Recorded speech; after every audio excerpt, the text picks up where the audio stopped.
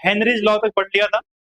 आगे हम पढ़ने वाले हैं वेपर प्रेशर के बारे में, क्योंकि हमें राउट्स लॉ पढ़ना है और राउट्स लॉ पढ़ने के लिए हमें वेपर प्रेशर के बारे में कुछ इन्फॉर्मेशन होनी चाहिए। तो समझते हैं कि वेपर प्रेशर क्या होता है। ठीक, तो पहले हेडिंग डालेंगे वेपर प्रेशर। अगर मैं बात करूं वेपर प्रेशर की, सुनना जानते, मेरे पास क्या है, एक कंटेनर, ये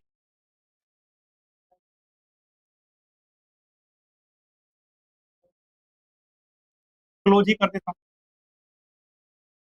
एक कंटेनर है।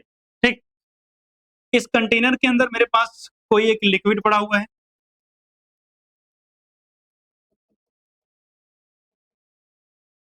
एट एनी स्पेसिफिक टेम्परेचर, किसी ना किसी टेम्परेचर पर, वैसे भी अगर आप इसको गर्म करना शुरू करोगे तो इसमें से कुछ लिक्विड धीरे धीरे किसमें कन्वर्ट होगा, वेपर में कन्वर्ट हो जाएगा। तो मतलब मैं कह रहा हूं कि यहां से कुछ लिक्विड किसमें गया, वेपर में कन्वर्ट हुआ। क्योंकि मैंने कंटेनर क्लोज कर रखा है तो ऑब्वियसली वेपर स्केप तो कर नहीं पाएंगे, तो वो सारे के सारे वेपर कहाँ होंगे, ऊपर वाले एरिया में आपको दिखाई देंगे। तो यहाँ ऊपर वाले एरिया में क्या मिलेगा आपको, वेपर मिलेगा, और यहाँ नीचे वाली एरिया में आपको क्या मिलेगा, लिक्विड। अब मेरी बात सुनना ध्यान से, लिक्विड जो होता है उसको अगर मैं वेपर में कन्वर्ट करूं तो इस प्रोसेस को मैं क्या बोलता हूं, बताएगा कोई, वेपोराइजेशन बोलते हैं। क्या बोलते हैं इसको हम, वेपोराइजेशन। तो मैं लिख रहा हूं यहाँ वेपोराइजेशन।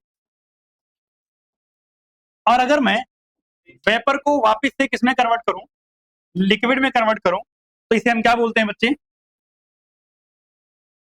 कंडेंसेशन बोलते हैं। क्या बोलते हैं, कंडेंसेशन बोलते हैं। तो मतलब यहां पर हो क्या रहा है, लिक्विड से वेपर बन रहा है और वेपर से लिक्विड बन रहा है, दोनों प्रोसेस यहां हो रही होंगी। एक समय ऐसा आए कभी, एक समय ऐसा आए कभी जब ये जो प्रोसेस है, यानी रेट ऑफ वेपोराइजेशन और रेट ऑफ कंडेंसेशन, ये दोनों कहां आ जाएं, एट इक्विलिब्रियम। मतलब जिस रेट से वेपोराइजेशन हो रहा है उसी सेम रेट से क्या हो रहा है, कंडेंसेशन। मतलब जितना लिक्विड वेपर में कन्वर्ट हुए वही लिक्विड वापस से क्या हो गए, मतलब वेपर किस में कन्वर्ट हो गए, वापस से लिक्विड में कन्वर्ट हो गए। हाँ। तो एट इक्विलिब्रियम जब rate of vaporisation and condensation दोनों बराबर हो जाए, उस समय इस सरफेस के ऊपर मौजूद वेपर इस लिक्विड के सरफेस के ऊपर जितना प्रेशर लगाते हैं उसको बोलते हैं वेपर प्रेशर। इंपॉर्टेंट बात फिर से बोल रहा हूं मैं, मेरे पास एक कंटेनर में लिक्विड है, मैंने इसको गर्म करना शुरू किया, हाँ शांत रहो, मैंने इसको क्या किया, गर्म करना शुरू किया, कुछ लिक्विड से क्या बन गया, वेपर बन गया। अब लिक्विड से वेपर बन रहा है, मैंने छोड़ दिया गर्म करना, बंद कर दिया, तो वेपर से कुछ देर के बाद लिक्विड भी बनेगा। तो लिक्विड से वेपर, वेपर से लिक्विड, लिक्विड से वेपर, ये चल रहा है। एक समय ऐसा है कि जब दोनों का रेट क्या हो जाए, बराबर, यानी लिक्विड से वेपर बनने की जो प्रोसेस है और वेपर से लिक्विड बनने की प्रोसेस, जो दोनों की स्पीड है, दोनों का रेट है, वो क्या हो जाए, बराबर हो जाए। तो उस समय ऊपर मौजूद जो वेपर हैं वो कुछ ना कुछ प्रेशर तो लगा रहे होंगे ना इस लिक्विड के सरफेस के ऊपर। तो जितना प्रेशर वेपर जो है एक्सर्ट करेंगे on the surface of liquid, उसे हम क्या बोलते हैं, वेपर प्रेशर बोलते हैं। तो अगर मैं वेपर प्रेशर को डिफाइन करूं तो क्या होगा, at constant temperature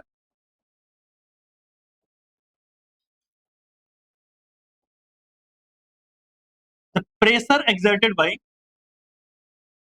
the pressure exerted by vapor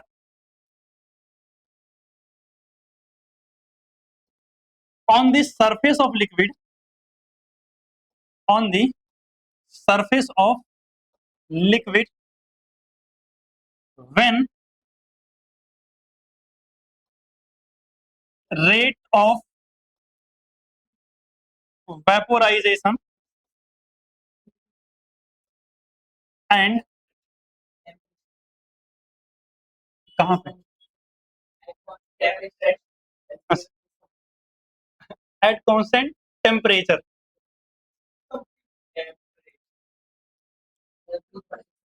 ठीक, at constant temperature the pressure exerted by the vapor on the surface of liquid when the rate of vaporization and condensation become equal, condensation become equal, ठीक। तो उसी को हम क्या बोलते हैं,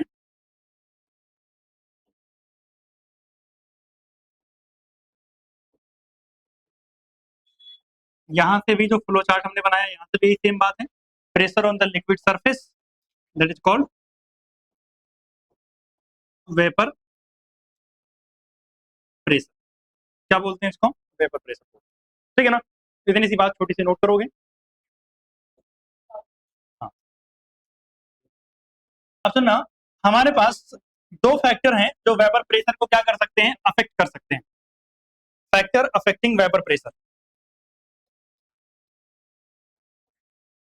तो अगर हम बात करें फैक्टर अफेक्टिंग, हाँ ध्यान रहो, दो फैक्टर हैं। सबसे पहला अगर हम बात करें तो है टेम्परेचर, और दूसरा है nature of solute and solvent, मतलब सॉल्यूट एंड सॉल्वेंट जिसकी भी वेपर प्रेशर की आप बात कर रहे हो वो कैसा है, सॉल्यूट क्या है, सॉल्वेंट कौन है, ठीक है, वगैरह वगैरह। अगर हम बात करें टेम्परेचर की तो ऑब्वियसली अगर हम टेम्परेचर बढ़ाएंगे तो मॉलिक्यूल्स की काइनेटिक एनर्जी बढ़ जाएगी, और काइनेटिक एनर्जी बढ़ जाएगी तो उनका मोशन बढ़ जाएगा, एज ए रिजल्ट वो वेपर में आसानी से कन्वर्ट हो जाएंगे। वैसे भी पता है अगर वाटर को हीट करते हो तो धीरे धीरे वेपर में कन्वर्ट हो जाता है। तो सिंपल सिंपल फंडा क्या है, टेम्परेचर बढ़ाने पर वेपर्स बढ़ जाते हैं, अगर वेपर्स बढ़ेंगे तो वेपर का प्रेशर भी बढ़ जाएगा। तो सीधा सा रिलेशन क्या है कि वेपर प्रेशर, हाँ, vapour pressure directly proportional to temperature, ठीक। अगर हम बात करें nature of solute and solvent की, तो सॉल्यूट एंड सॉल्वेंट के नेचर में याद रखना मेनली डिपेंड करता है इंटरमोलिकुलर फोर्स ऑफ अट्रैक्शन, किस पे डिपेंड करते हैं, inter molecular force of attraction. यहां हम यही देखेंगे, आप सुनो मेरी बात ध्यान से, मैं कह रहा हूं कि जो वेपर प्रेशर है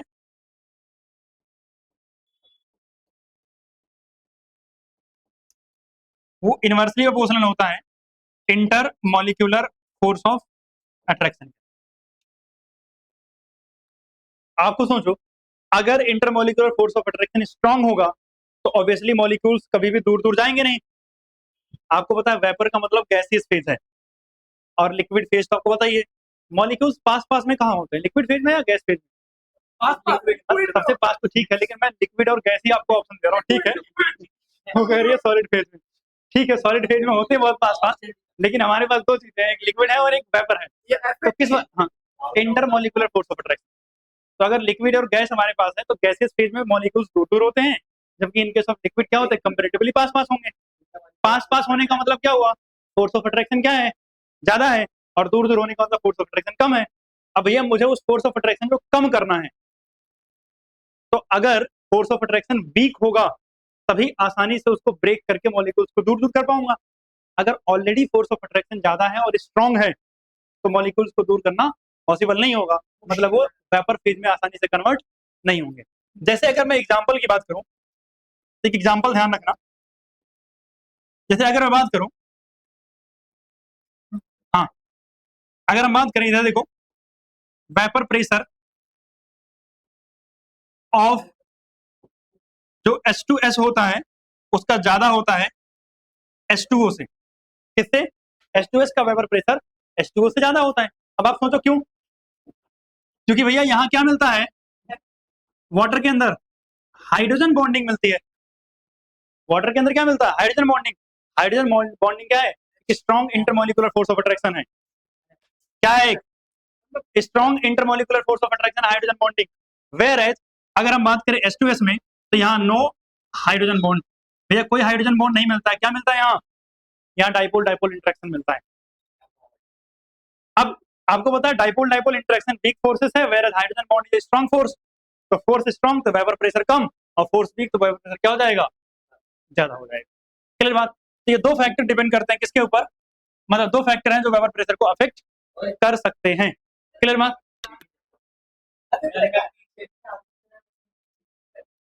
अब यार देखना, हाँ अब हेडिंग डालोगे terminologies for routes law. Terminology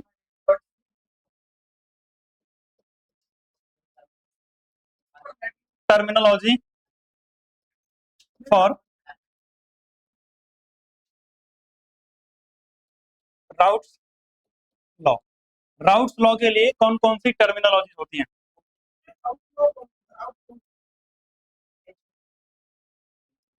देखना ध्यान से। एक डब्बा हमने ले रखा है, कंटेनर। इस कंटेनर के अंदर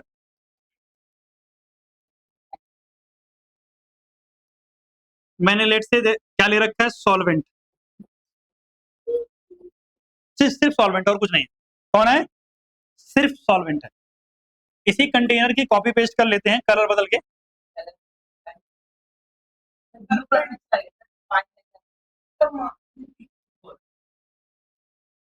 पहले कॉपी कर लेते हैं, फिर पेस्ट कर लेते हैं, उसका अब कलर बदल देते हैं इसका।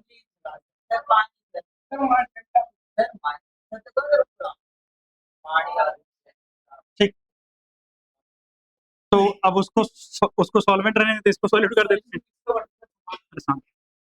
अब सुना ध्यान से, हाँ बात सुनना। ऑब्वियसली ये लिक्विड फॉर्म में, ये भी लिक्विड फॉर्म में है, एक सॉल्यूट है एक सॉल्वेंट है। अब यहाँ पर भी इसके क्या होंगे, वेपर्स बनेंगे। तो अगर वेपर बनेंगे तो ऑब्वियसली इनका वेपर प्रेशर भी होगा कुछ ना कुछ, सही बात।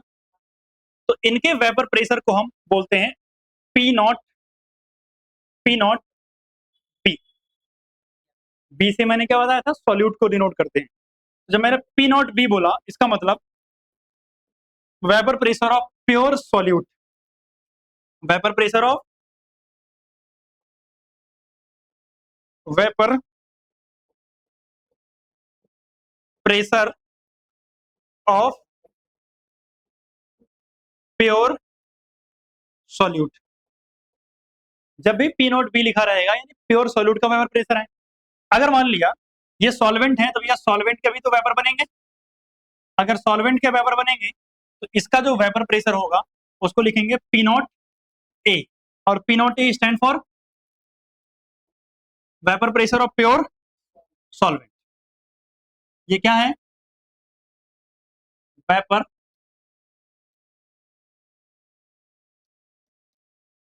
Pressure of pure solvent. ठीक, अब आपको पता इन दोनों को मिक्स करने के बाद क्या बन जाएगा, सॉल्यूशन। तो हमने क्या कर दिया भैया, इन दोनों को मिक्स कर दिया, और मिक्स करने के बाद हमारे पास एक और डब्बे आ गए, और ये डब्बा हमारा क्या है, सॉल्यूशन वाला है। और इस डब्बे का कलर बदल ही देते हैं, कुछ ना कुछ तो कर ही देते हैं।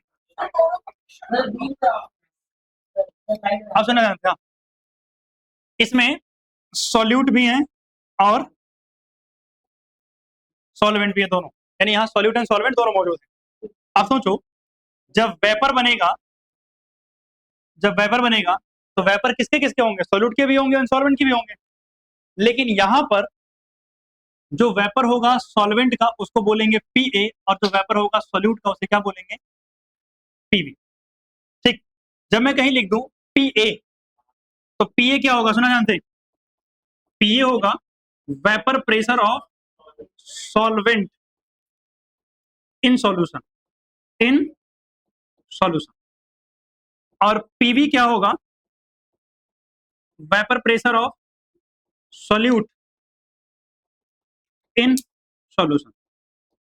अब एक सिंपल सा क्वेश्चन है कि ये बताओ कि जो पी ए है वो पी नॉट ए से छोटा होगा या बड़ा होगा, मतलब कम होगा, कम होगा, क्योंकि यहां पर सिर्फ और सिर्फ वेपराइज होने को मौका किसका मिल रहा है, सिर्फ सॉल्वेंट को, मतलब सिर्फ सॉल्वेंट ही है यहाँ पर मौजूद, तो उसका किसी के साथ कोई कंपटीशन नहीं है। लेकिन यहाँ कौन है, सॉल्यूट एंड सॉल्वेंट, और दोनों को वेपराइज होना चाहते हैं, दोनों क्या होना चाहते हैं, वेपराइज। तो यहाँ पर मान लिया ये सरफेस के ऊपर जितने भी मौजूद हैं वो सारे के सारे क्या हैं, सॉल्वेंट है। यहाँ सरफेस पर सारे के सारे कौन मौजूद हैं, सॉल्यूट, तो वेपराइज कौन होंगे, सारे सॉल्यूट, वेपराइज कौन होंगे, सारे सॉल्वेंट। लेकिन सर यहाँ सरफेस पर कुछ सॉल्यूट होंगे और कुछ सॉल्वेंट होंगे, तो भाई साहब जब वेपराइजेशन होगा तो यहाँ अगर इन दोनों के रिस्पेक्ट में कंपेयर करूं तो यहाँ क्या होगा, सॉल्यूट एंड सॉल्वेंट का रिस्पेक्टिवली कम हो जाएगा। इसका मतलब जो पी ए होगा वो क्या होगा, वो कम होगा किससे, पी नॉट ए से, और जो पी बी होगा वो कम होगा किससे, पी नॉट बी से। याद रखना इसको ऑलवेज, ठीक। एक छोटा सा शब्द आपको कई बार मिलेगा, वोलाटाइल, क्या मिलेगा, वोलाटाइल। अगर कहीं वोलाटाइल लिखा हो इसका मतलब होता है इजिली कन्वर्टेड इनटू वेपर। अगर कहीं वोलाटाइल लिखा हो इसका मतलब होता है इसको हम किस में कन्वर्ट कर सकते हैं, वेपर में आसानी से कन्वर्ट कर सकते हैं, ठीक है ना, क्योंकि ये शब्द मिलेंगे। तो अब मेरी बात सुनना,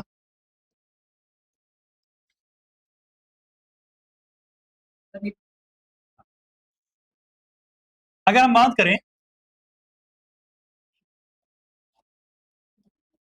राउट्स लॉ की, तो राउट्स लॉ के दो केस हैं। पहला है फॉर वोलाटाइल सॉल्यूट, और दूसरा केस है फॉर नॉन वोलाटाइल सॉल्यूट। सुनना, मैंने बोला वोलाटाइल सॉल्यूट, इसका मतलब सॉल्यूट आसानी से वेपर में कन्वर्ट हो जाएगा, और यहाँ non volatile solute, solute vapour में कन्वर्ट नहीं होगा। इसको हम इस तरीके से और इधर देखना जानते हैं, इसको हम बोलते हैं लिक्विड लिक्विड लिक्विड सॉल्यूशन। कहने का मतलब क्या हुआ कि सॉल्यूट भी लिक्विड है और सॉल्वेंट भी क्या है, लिक्विड है। इसको हम बोलते हैं सॉलिड लिक्विड सॉल्यूशन। क्या बोलते हैं, सॉलिड लिक्विड सॉल्यूशन। इसका मतलब क्या हुआ कि यहाँ सॉल्यूट कैसा है, सॉलिड है, और सॉल्वेंट कैसा है, लिक्विड है। क्लियर बात, हाँ इसको भी नोट करो, साथ में थोड़ा बहुत नोट कर लिया करो। अब सुनना ध्यान से, तो सबसे पहले हम लोग हेडिंग डालेंगे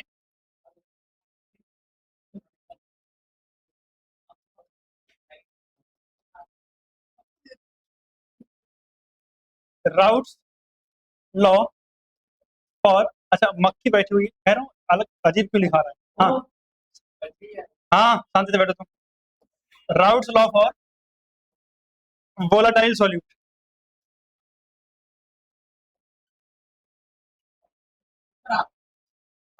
हेडिंग डालना है routes law for volatile solute. क्या कहता है ये लॉ, कहता है पार्शियल प्रेशर या partial vapour pressure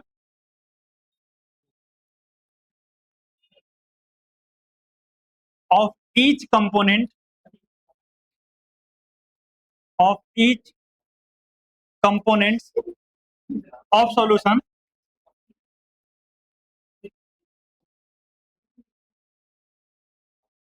is directly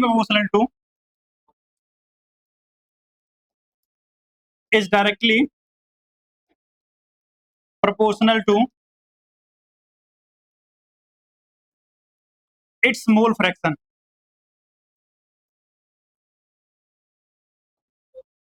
सुना जानते क्या कह रहा है, कह रहा है सॉल्यूशन के अंदर जितने भी कंपोनेंट्स होंगे हर एक कंपोनेंट का पार्शियल वेपर प्रेशर क्या होगा, उसके मोल फ्रैक्शन के डायरेक्टली प्रोपोर्शनल। जैसे सॉल्यूशन के अंदर अगर ए है तो ए का पार्शियल वेपर प्रेशर किसके डायरेक्टली प्रोपोर्शनल होगा, मोल फ्रैक्शन ऑफ ए के। अगर मैं प्रोपोर्शनैलिटी का साइन हटाऊंगा तो P A is equal to क्या आएगा, कांस्टेंट, और कांस्टेंट जो होता है बच्चों वो पी नॉट ए और मोल फ्रैक्शन ऑफ। ये मेरा फर्स्ट है, सुना ध्यान से। अगर मैं बात करूं पीवी यानी partial vapour pressure of B, तो अगर मैं पीवी की बात करूं तो ये डायरेक्टली प्रोपोर्शनल होगा किसके, मोल फ्रैक्शन ऑफ बी के। इट्स मोल फ्रैक्शन यानी अपने मोल फ्रैक्शन के डायरेक्ट प्रोपोर्शनल होगा। तो पीवी कितना आ जाएगा, प्रोपोर्शनलिटी साइन हटाएंगे, कांस्टेंट आएगा पी नॉट बी और मोल फ्रैक्शन ऑफ बी। इसका हमने मान लिया इक्वेशन नंबर 2। अब आप मुझे बताओ कि सॉल्यूशन का प्रेशर कितना होगा। सर पीएस, और पीएस क्या होगा, पी ए प्लस पीबी दोनों मिला के होगा, होगा ना। तो आप ये एक फॉर्मूला यूज कर सकते हो, नहीं तो अगर इसकी जगह वैल्यू रख दोगे तो पीएस इज इक्वल टू क्या हो जाएगा, P naught A mole fraction of A plus P naught B और मोल फ्रैक्शन ऑफ बी।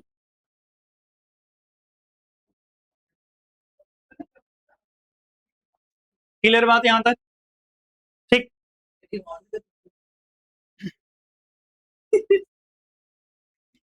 यहां तक बात हो गई क्लियर। अब सुनना ध्यान से, यहाँ एक चीज थोड़ा सा क्लियर करूंगा आपको। इधर देखो, हाँ यहाँ जो मोल फ्रैक्शन ऑफ ए और मोल फ्रैक्शन ऑफ बी है, ये दोनों मोल फ्रैक्शन है इन लिक्विड फेज। सुनना ध्यान से, ये मोल फ्रैक्शन है किसमें, इन लिक्विड फेज।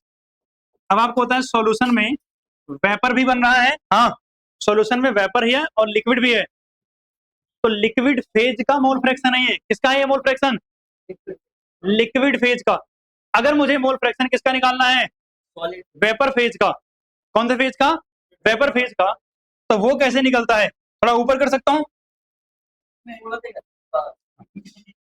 तो अगर हम बात करें वेपर फेज का, तो वेपर फेज को लिखते हैं वाई ए से। तो वाई ए कैसे निकलता है, P A divided by P total या पी एस बोलते हैं इसको। और अगर मुझे क्या निकालना है वाई बी, तो कैसे निकलता है, पी बी अपॉन में पी एस। और यहां पर जो वाई ए और वाई बी है, ये क्या है, mole fraction in vapour phase. Mole fraction, mole fraction in vapour phase, mole fraction in vapour phase. Clear बात। तो ध्यान रखना है, अगर मोल फ्रैक्शन वेपर फेज में पूछ रहा हो तो वाई ए और वाई बी निकालोगे।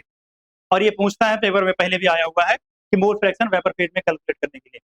लिक्विड फेज में काई ए काई बी और वाई ए वाई बी किसमें होगा, वेपर फेज के अंदर होगा। एक मिनट जस्ट, अब यार देखना, अगर मैं बात करूं तो ये सब चीजें हटाओ यहां से। हाँ इधर देखना, वोलेटाइल सॉल्यूट की जगह बस क्या लिखेंगे, नॉन वोलेटाइल सॉल्यूट। डेफिनेशन रहेगा partial pressure of solution is directly proportional to, हाँ partial pressure of solution is directly proportional to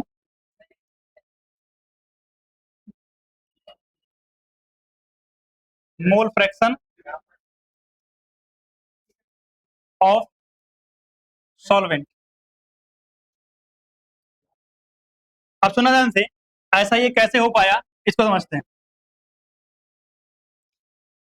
ये बताओ मुझे, हमने राउट्स लॉ से पढ़ा है कि P A is directly proportional to mole fraction of A, और P A is equal to क्या हो जाएगा, P naught A mole fraction of B, mole fraction of A. लेकिन सुना ध्यान से, सॉल्यूट कैसा है, हाँ सांद्रो, सॉल्यूट कैसा है, नॉन वोलाटाइल। तो आपको ये पता है कि जब सॉल्यूट नॉन वोलाटाइल है, इसका मतलब उसके वेपर होंगे ही नहीं, मतलब पी भी क्या होगा, जीरो होगा। अब ऐसा क्यों होगा, बिकॉज सॉल्यूट कैसा है, solute is non volatile, non volatile. सही बात है, अगर सॉल्यूट नॉन वोलाटाइल है तो जीरो हो गया। अब आप मुझे जल्दी से ये बताओ कि सर पीएस क्या होता है, PS is equal to P A plus PB. अगर पीबी जीरो है तो पीएस इज इक्वल टू क्या हो जाएगा, पी हो जाएगा, होगा। अगर इस केस में मैं निकालूं तो P S is equal to क्या हो जाएगा, पी नॉट ए और मोल फ्रैक्शन ऑफ ए। और अगर आप यहां से रिलेशन निकाल के देख पा रहे हो, ये तो हो गया हमारा मेन फॉर्मूला, लेकिन अगर यहाँ से रिलेशन निकलेगा तो क्या दिख रहा है आपको, ये दिख रहा है सॉल्यूशन का वेपर प्रेशर डायरेक्टली प्रोपोर्शनल आ रहा है किसके, मोल फ्रैक्शन ऑफ सॉल्वेंट के। यही तो डेफिनेशन में लिखा हुआ है, सही बात, ठीक। पीबी जीरो है ना, यहाँ बता रखा है PB zero because non molar solvent.